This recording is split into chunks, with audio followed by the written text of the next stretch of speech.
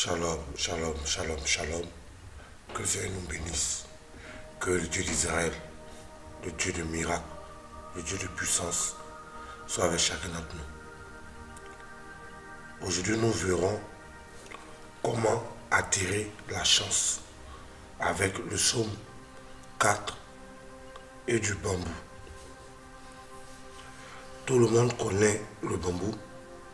Tout le monde connaît cette plante qui a poussé pendant des siècles en Israël. Israël est un pays qui est peuplé de beaucoup de bambous. Et tous les prophètes, depuis l'Ancien Testament, en passant par les apôtres, et tout ça, ont tous connu les vertus de la nature.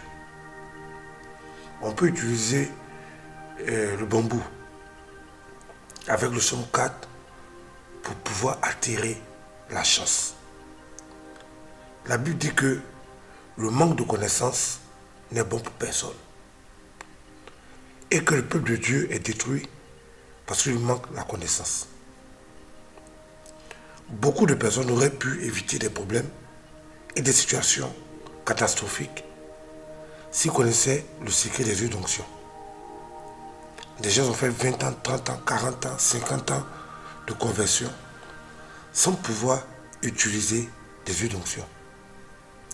Et après, ils ont commencé à accuser Dieu de tous leurs problèmes et de tous leurs malheurs. Ce qui est archi faux. Donc Dieu met beaucoup de choses autour de nous qui peuvent nous aider dans notre foi chrétienne. Jésus, de son vivant, a utilisé la terre pour pouvoir guérir un aveugle. Il y a des gens à qui on peut dire, avec la terre, on peut faire beaucoup de miracles. Dieu peut se servir de la terre pour accomplir beaucoup de choses. Ils vont préférer persister dans des prières inutiles, hasardeuses et sans résultat. Et après, c'est pour accuser le diable, Satan et les sorciers de leur famille.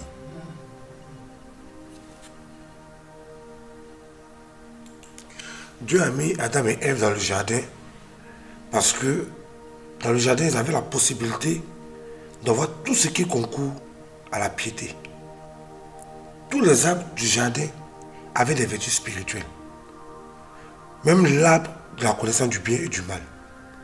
Lorsqu'ils ont mangé cet arbre-là, qui avait une puissance spirituelle, ils ont péché. Donc tout ce qui nous entoure est rempli de la puissance et du pouvoir de Dieu. Le bambou est un arbre, en guillemets, qui a des vertus spirituelles pour favoriser la chance, pour favoriser l'épanouissement, pour favoriser beaucoup de choses. Les Juifs ont toujours utilisé le psaume 4 et les bambous pour pouvoir poser des actions prophétiques pour attirer la chance. Pour attirer la chance efficacement, il faut connaître certains secrets spirituels. Tout le monde va à l'église, mais il y a certains qui sont heureux, puis d'autres qui sont malheureux. Tout le monde croit. Je veux dire, tous les chrétiens croient en Jésus. Pourtant, il y a certains qui sont misérables. Pourtant, il y a d'autres qui réussissent. Parmi les chrétiens, il y a deux groupes. Ceux qui sont venus pour suivre les autres, puis ceux qui sont rentrés dans la chrétienté pour réussir avec Dieu. Et je vais vous expliquer progressivement comment progresser dans sa foi chrétienne en mettant toutes les ressources du Seigneur, Dieu d'Israël, à ta disposition. Comment faire une action prophétique avec le bambou pour attirer la chance. Il y a certains moments où la chance semble nous abandonner.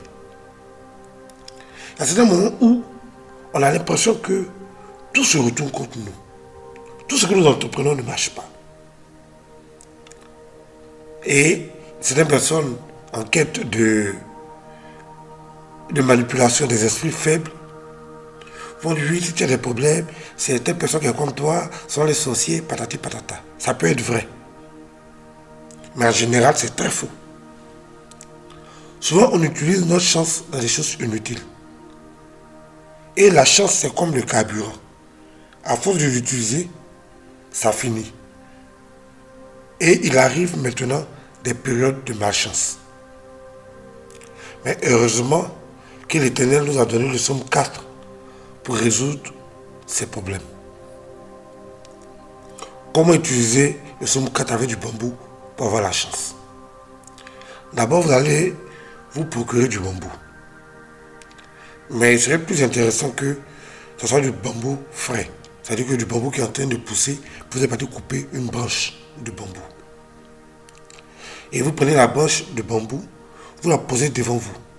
Parce que l'ange qui est rattaché au bambou est un ange de chance, qui favorise la chance, qui intervient dans le domaine de la chance. Ce n'est pas un ange de guérison, ce n'est pas un ange de protection, c'est un ange de chance. C'est-à-dire qu'il fait que vos projets peuvent réussir. Vos ambitions peuvent réussir. Donc, vous prenez un morceau de bambou que vous avez coupé, vous posez ce morceau de bambou là devant vous, et ensuite, vous ouvrez votre Bible, vous arrivez sur le psaume 4. Le psaume 4 est un cocktail de chance pure. Et tu vas lire sur la branche, sur le morceau de bambou que tu auras coupé, tout le psaume 4 intégralement, 12 fois, comme les 12 apôtres de Jésus-Christ de Nazareth, comme les 12 tribus d'Israël. Donc tu vas lire le psaume 4 12 fois, à 12 reprises, tu vas lire. Et lorsque tu as fini de lire le psaume 4 12 fois, tu vas faire ta prière personnelle en demandant à Dieu d'attirer la chance sur toi, d'ouvrir le chemin devant toi, d'attirer la faveur de Dieu sur toi, etc. Quand tu finis ta prière personnelle, tu vas utiliser le bambou sur lequel tu as prié pour écrire tes vœux par terre. Et tu trouves un endroit où il y a du sol et puis tu écris tes vœux. Par exemple, tu veux un nouveau boulot. Donc tu écris, je veux un nouveau boulot, mais avec le bambou sur la terre. Si tu veux par exemple une promotion à ton service, tu écris par terre, je veux une promotion dans mon service. Je n'ai pas dit avec un bic, je n'ai pas dit avec un stylo ou bien des feutres. Tu prends le bambou pour écrire sur la terre ce que tu souhaites comme chance dans ta vie. Et tu répètes plusieurs fois l'opération jusqu'à ce que la chance commence à te sourire. La deuxième méthode que tu peux utiliser pour attirer la chance efficacement, tu suis la même procédure que j'ai donnée. Et quand tu finis d'écrire tes vœux par terre, c'est-à-dire que tu répètes textuellement tout ce que j'ai répété, tout ce que j'ai expliqué. Et ensuite, lorsque tu finis ça, si tu as la possibilité, tu prends une huile d'onction qu'on appelle Yahvé Amouda. Yahvé Amouda, qui est une huile puissante, une huile qui accélère l'arrivée de la chance, ou bien qui permet de faire renaître la chance dans notre vie.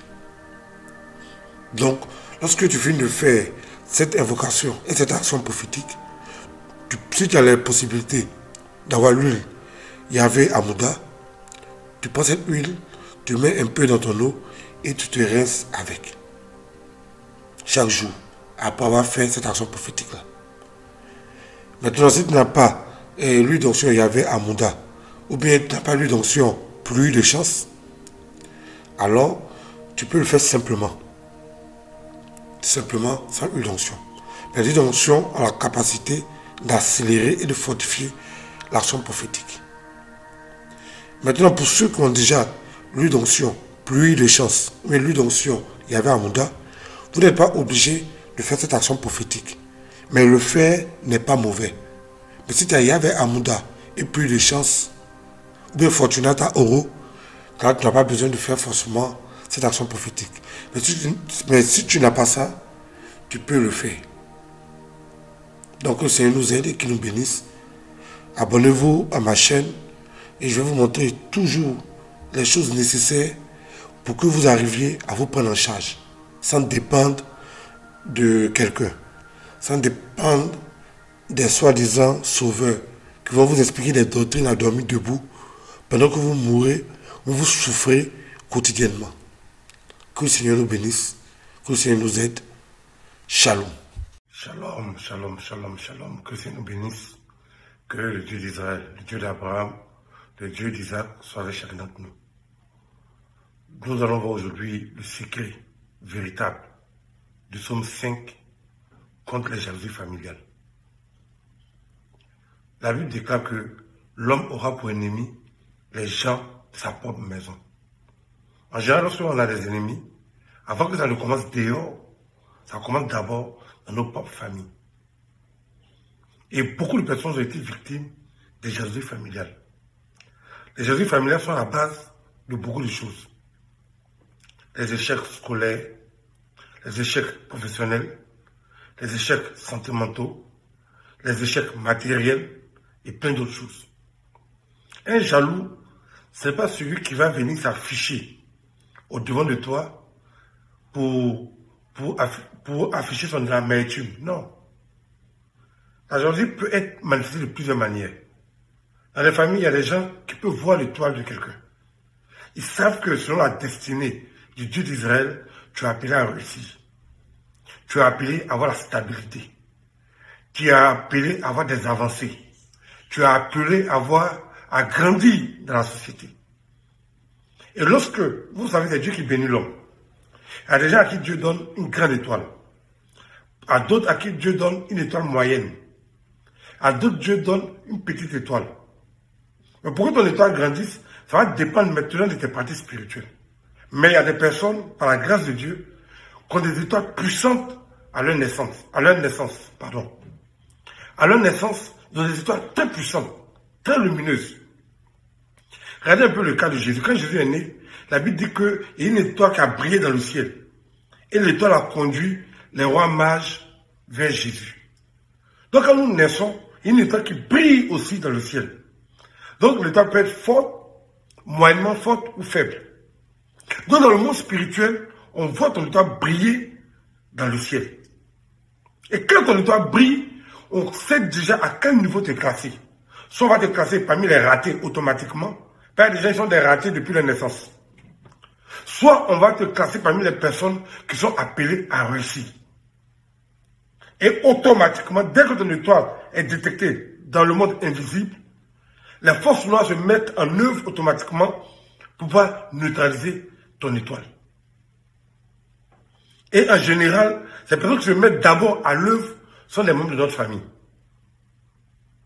Dès que je renvoie l'étoile, ton étoile va briller plus que l'enfant de tel, ton étoile va briller plus que celui du cousin, de la tante, de l'oncle, du grand-père. Automatiquement, un processus de destruction est mis en place pour te neutraliser. C'est triste, mais c'est comme ça. Et après ce moment-là, c'est ce qu'on appelle dans notre jargon les jalousies familiales. C'est-à-dire que les choses se mettent en place pour ne pas te faire chuter. Il y a des gens qui sont morts simplement parce que, à cause d'un palu, un simple palu, ils sont morts. Il y a d'autres qui sont devenus fous. Allez à Benjerville. Pour ceux qui ont l'habitude d'aller à Benjerville pour aller voir les fous, ils savent de quoi je parle. Pour ceux qui ont eu beaucoup les moyens, et puis tout s'est écroulé, ils savent de quoi je parle. Pour ceux qui ont été régnés par leurs parents, ou bien par leur famille qui l'ont entouré d'eau, ou qui ont posé des paroles de malédiction, et tout s'est écroulé, ils savent de quoi je parle. Dans la vie, quand tu n'as pas souffert, tu ne peux pas comprendre l'évangile. Dans la vie, quand tu n'as pas souffert, tu peux pas comprendre la méchanceté, la négativité des gens. Et la plupart des personnes sont détruites par des familles, par des jalousies familiales. Pour que quelqu'un du dehors puisse entrer dans ta vie, il faut que ta famille ouvre la porte d'abord pour que les gens viennent t'attaquer, pour que les gens viennent te détruire, pour que les gens viennent t'anéantir. Ainsi donc, aucun ennemi extérieur ne peut t'atteindre tant qu'un membre de ta famille ne t'a pas vendu. Elle dit oui, si ce n'est pas ma mère qui peut me vendre en sorcellerie, personne ne peut me vendre en sorcellerie. C'est faux. Toutes les personnes avec qui vous partagez le même sang et le même karma peuvent te vendre, même peuvent te livrer à l'ennemi. Donc les jalousies familiales sont à la base de beaucoup de tragédies. Sont à la base de beaucoup de problèmes. Et il est important que chacun sache se préserver des jalousies familiales. Il y a plein de cas qu'on peut prendre. Plein de cas que nous avons vécu. Entre deux sœurs, un oncle et ses neveux, une mère et sa fille, et plein de choses. Le plus important, ce n'est pas d'étaler tous les cas que nous avons vécus, mais c'est de savoir comment nous allons procéder pour résister aux jalousies familiales. Voilà pourquoi Dieu, dans sa bonté et dans sa puissance, a mis en place le psaume 5. Le psaume 5 est un psaume qui a été écrit spécialement contre les jalousies familiales. Contre les gens qui viennent du même sang que toi. Contre les personnes qui méditent ton mal jour et nuit. Contre les personnes qui viennent de ta famille et qui connaissent tes secrets. Et qui connaissent ton passé spirituel. Les jalousies familiales détruisent plus que le sida. Les jalousies familiales détruisent plus que le cancer. Les jalousies familiales détruisent plus que les guerres civiles. Il n'y a pas quelque chose qui est plus destructeur que les jalousies familiales. Voilà pourquoi savoir utiliser le psaume 5 est primordial contre les jalousies familiales. L'ange qui est rattaché au psaume 5 est un ange qui préserve notre vie contre nos ennemis intérieurs. Quand je dis ennemis intérieurs, c'est les ennemis qui viennent de notre famille. Donc je vous explique comment utiliser ce psaume de manière efficace contre les ennemis familiales ou familiaux, je ne sais pas comment on le dit exactement, mais tu utilises ce psaume-là efficacement contre les personnes qui veulent ta chute dans ta famille. La première étape pour utiliser le psaume contre les jalousies familiales, c'est de rédiger le psaume 5 à la main. Je n'ai pas dit qu'on va le lire comme les autres psaumes, non. Tu prends le psaume 5 et tu le rédiges, c'est-à-dire que tu prends ta main, tu écris. Si tu sais lire et écrire, tu écris le psaume. Si tu ne sais pas lire et écrire, demande à quelqu'un à qui tu as confiance d'écrire ça à la main.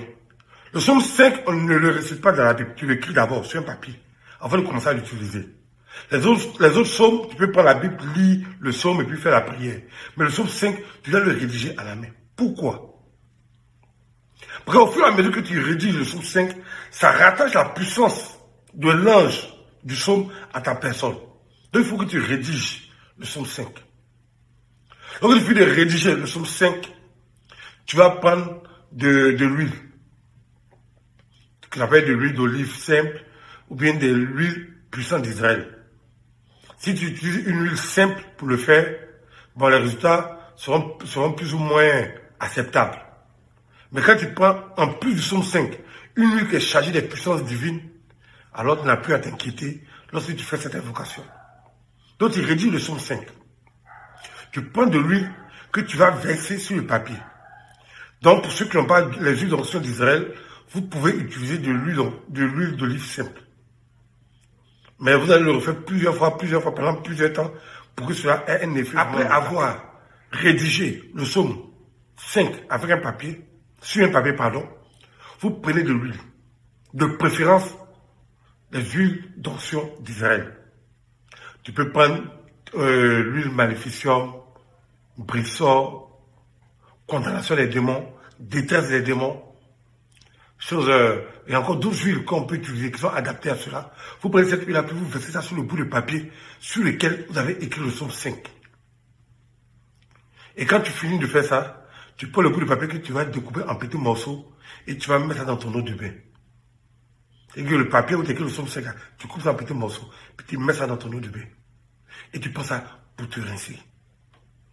Quand tu fais avec des huiles d'onction d'Israël, deux fois dans la semaine, c'est bon. En un mois, tes ennemis sont balayés.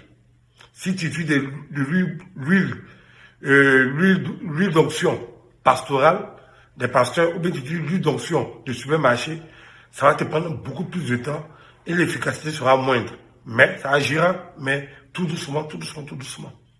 Mais pour ceux qui veulent un changement radical, efficace et sans appel, utilisez des huiles d'onction d'Israël. Si ton cas est grave, et tu sais que ta vie entière a été envoûtée et enterrée par ta famille, alors tu peux utiliser ça avec une huile d'onction qu'on appelle Ami Shaddai. Ami Shaddai, tu peux utiliser ça avec ça seulement. Si tu n'as pas Ami Shaddai, tu peux utiliser Maléfiction, Brissor, les détraits des démons et les autres huiles d'onction d'Israël. Ce sera extrêmement efficace. Maintenant, au cas où ta famille a volé ton étoile, tu utilises le même principe, mais avec l'huile d'onction du roi David. Là, ton étoile va être arrachée de leurs mains. Que le Seigneur nous bénisse, que le Seigneur nous aide. Shalom, shalom.